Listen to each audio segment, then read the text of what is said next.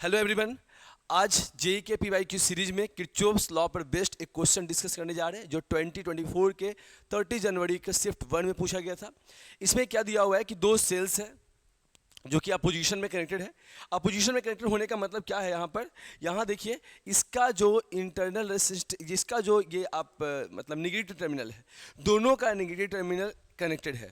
Obviously जब दोनों का नेगेटिव टर्मिनल कनेक्टेड होगा तो करंट के डायरेक्शन क्या होगा सर्किट में, दोनों सेल के कारण अलग अलग डायरेक्शन में जाएगा। इसलिए इसको बोला गया कि अपोजिशन में है। अपोजिशन में बोलने का मीनिंग यही है, ठीक है। अब सेल E1 का जो EMF दिया हुआ है 8 वोल्ट है और उसकी सेल E1 का ही इंटरनल रेसिस्टेंस 2 ओम है। सेल E2 का जो EMF है वो 2 वोल्ट है और सेल E2 का जो इंटरनल रेसिस्टेंस है वो 4 ओम है। टर्मिनल पोटेंशियल डिफरेंस हमको सेल E2 का निकालना है, ठीक है। अब देखिए, ये जो सारी चीज़ें आप देख रहे हो, इस सारी चीज़ों में सबसे इंपॉर्टेंट बात क्या है कि हम लोग का सेल जो है अपोजिशन में है। अब ये टर्मिनल पोटेंशियल डिफरेंस क्या होता है? जब करंट वहां से ड्रॉ हो रहा होता है उस वक्त जो पोटेंशियल डिफरेंस होता है उसको टर्मिनल पोटेंशियल डिफरेंस कहते हैं। तो अब क्या होगा यहाँ हम लोग सबसे पहले एक सर्किट डायग्राम ड्रॉ करेंगे, ठीक है। एक सर्किट क्या, इसी सर्किट डायग्राम को ड्रॉ करेंगे हम लोग, ठीक है। तो अब चलिए इसी को कॉपी पेस्ट कर लिया जा सकता है, इसी को कॉपी पेस्ट कर लिया जा सकता है। हाँ, ठीक है, ये आ गया। अब हमारे पास देखिए ये है,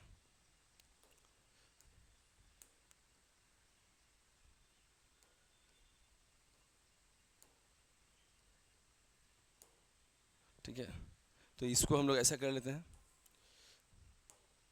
ये आ गया, ये E1 है और ये देखिए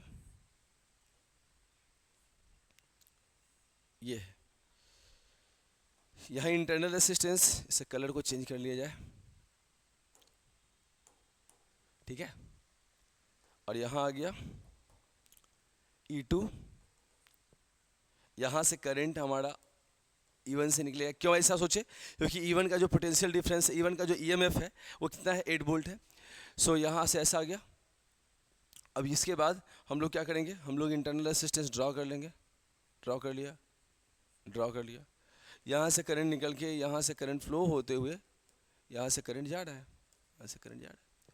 हम लोगों ने यहाँ ABC मेंशन करना था, हम लोगों ने नहीं किया है, यहाँ पर मेंशन कर लेता हूँ, ये आ गया B, ठीक है।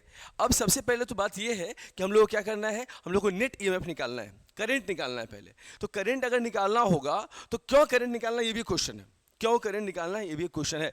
मैंने बताया था आपको, जो भी न्यूमेरिकल्स मैंने सोल्व कराया है आप लोगों के साथ डिस्कस किया है, तो मैंने क्या बताया था कि हम लोगों को सबसे पहले ये पता होना चाहिए कि हमको निकालना क्या है। Terminal potential difference cell E2 का निकालना है।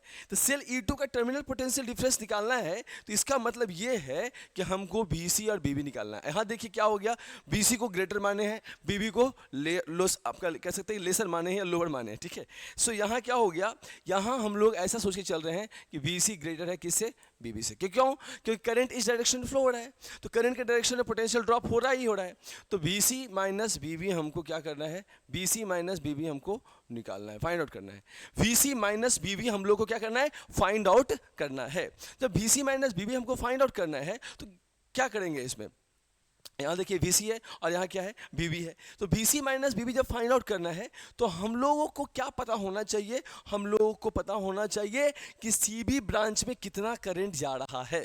इसके लिए अगर हम लोग इसको किरचॉफ्स लॉ के इक्वेशन से लिखें, ठीक है, अकॉर्डिंग टू के लॉ, तो चले तो क्या हो जाएगा, VC माइनस I इंटू क्या हो जाएगा, I इंटू R2, ये हमारा है R1, ये हमारा R1 और ये हमारा क्या है R2, ठीक है। तो I इंटू क्या हो जाएगा, I इंटू R2, और क्या हो जाएगा -E2। क्यों -E2 हो जाएगा, क्योंकि जब इस डायरेक्शन में जा रहे हो तो पोटेंशियल ड्रॉप हो रहा है। आपको पता होना चाहिए जब हम लोग पॉजिटिव टर्मिनल से निगेटिव टर्मिनल की तरफ जाते हैं तो पोटेंशियल ड्रॉप होता है, निगेटिव टर्मिनल से पॉजिटिव टर्मिनल की तरफ आते हैं तो पोटेंशियल गेन होता है। इसलिए हम लोगों ने माइनस करा है यहाँ पर, ठीक है। तो ये ऐसे जब हम लोग माइनस करते जाएंगे तो हम लोग कहाँ पहुँच जाएंगे, VB के पास पहुँच जाएंगे। तो VC minus I into R2 minus E2 equals to क्या पहुँच गए, VB, मतलब B पॉइंट पर पोटेंशियल और ये C पॉइंट पर पोटेंशियल हो गया।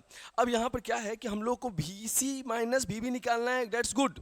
अगर VC माइनस BB निकालना है दैट इज क्या हो जाएगा आपका E2 प्लस I R2 पता है मेरे को, R2 मेरे को पता है ना। देखो ऐसे होता है न्यूमेरिकल्स, सोचना कैसे है, न्यूमेरिकल्स ऐसा बनता है, वो आप उस तरह से चलोगे तो न्यूमेरिकल्स रटने जैसा हो जाएगा।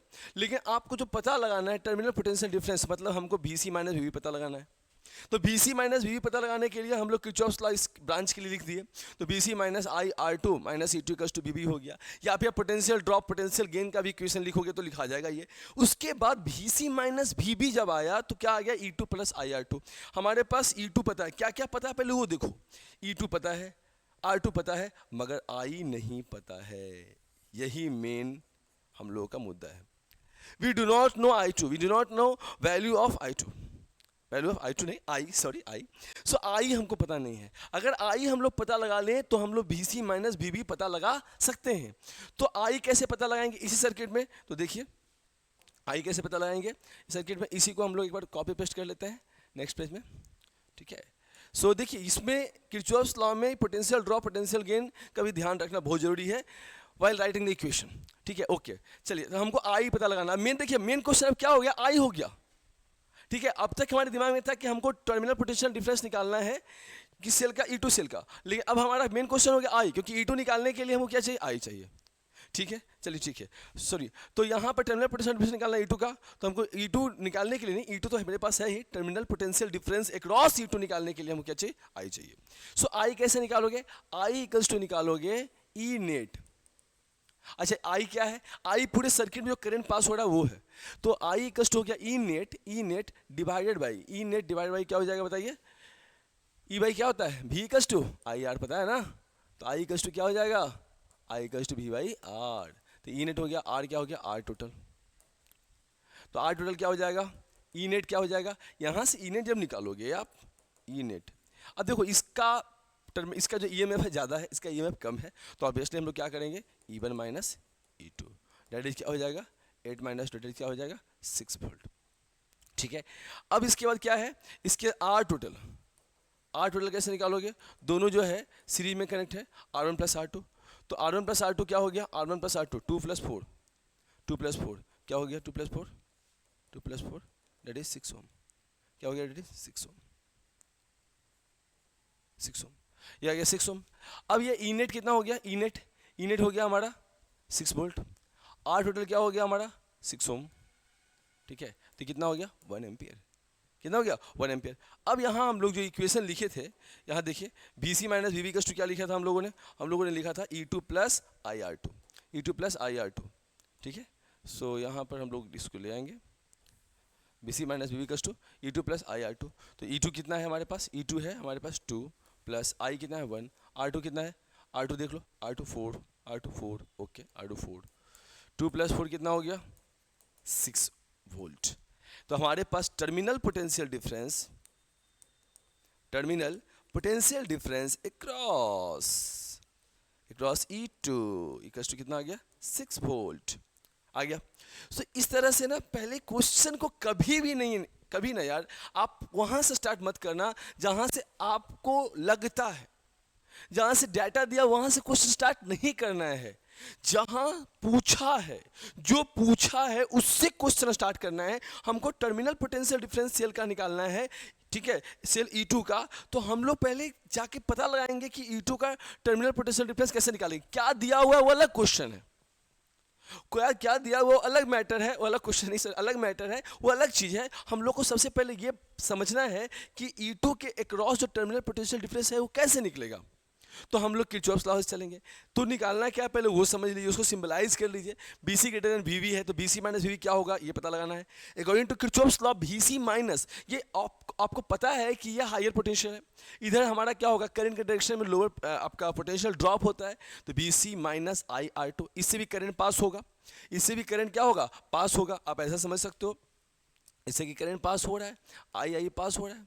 अब यह जब I पास हो रहा है तो यहाँ जो C से B के बीच में दो पोटेंशियल ड्रॉप हो रहा है। कौन कौन सा आप देख लो यहाँ पर, एक I इंटू R2 और एक आपका क्या है E2। समझना बहुत जरूरी है, इसलिए मैं दोबारा आपको समझा रहा हूँ। कई लोगों को हो सकता है समझ में आया हो, कई लोगों को हो सकता है नहीं समझ में आया हो। अब जब ये I इंटू R2 एक पोटेंशियल ड्रॉप है, ये है क्या, ये पोटेंशियल ड्रॉप है, ये पोटेंशियल ड्रॉप है, पोटेंशियल ड्रॉप अक्रॉस R2। ये पोटेंशियल ड्रॉप क्या हो गया ड्यू टू तो जान ही रहे हैं, क्रॉस सेल कर सकते हैं, तो ये चीज़ है। तो अब ये जो चीज़ें आ रही हैं, ये पोटेंशियल ड्रॉप हुआ तो BC माइनस आई इंटू R2, ये भी पोटेंशियल ड्रॉप ही है, ये भी पोटेंशियल ड्रॉप ही है, ऐसा नहीं सोचना है, पोटेंशियल ड्रॉप है अक्रॉस E2, कर सकते हैं क्रॉस सेल 2। अब ये आ गया E2, तो इसी पोटेंशियल ड्रॉप हुआ, पोटेंशियल ड्रॉप होते होते जो बचा वो क्या बचा, VB बचा। अब ये VB बचा मतलब B पॉइंट में पोटेंशियल बचा, तो BC minus VB equals to क्या हो गया, E2 प्लस IR2। हमारे को E2 पता है, R2 पता है, I निकालना है। अब क्वेश्चन में मेन वर्क I निकालना हो गया, और उसके वहाँ पुट कर दीजिए एंड आंसर आ गया आपके पास। अगर आप याद करते हो कि डाटा ऐसा दिया है, डाटा ऐसा दिया, डाटा से काम करने लगेंगे, नहीं नेबर, आपको ऑलवेज जहां क्वेश्चन पूछा है, जो क्वेश्चन पूछा है वहां से क्वेश्चन को स्टार्ट करना होगा, ठीक है। चलो सबको समझ में आ गया होगा, I hope, I believe. And then हम लोग इसी किरचॉफ्स लॉ में और भी क्वेश्चन करने का अटेम्प्ट करेंगे। और देखिए मैं जो भी क्वेश्चंस मैं आपको करा रहा हूँ वो सारे क्वेश्चंस इंपॉर्टेंट क्वेश्चंस हैं, एंड उसमें आप एक मॉडल बेस्ड क्वेश्चन को इसको के रूप में ले सकते हैं और इसे और भी क्वेश्चंस बना सकते हैं, ठीक है। मिलते हैं फिर नेक्स्ट PYQ में, नेक्स्ट JEE के PYQ में। ऑब्वियसली हम लोग नीट का भी PYQ स्टार्ट करेंगे, समय के साथ साथ चलते जाएगा वो सब कुछ। CBSE का भी 12th क्लास का जो CBSE का होता है वो JEE मेंस का लेवल का होता है, बहुत अच्छे जो क्वेश्चंस होते हैं वो भी मैं आपको आप लोग के साथ सॉल्व करूँगा, सिखाऊंगा आप लोगों को, ठीक है। तब तक के लिए थैंक यू एवरीवन।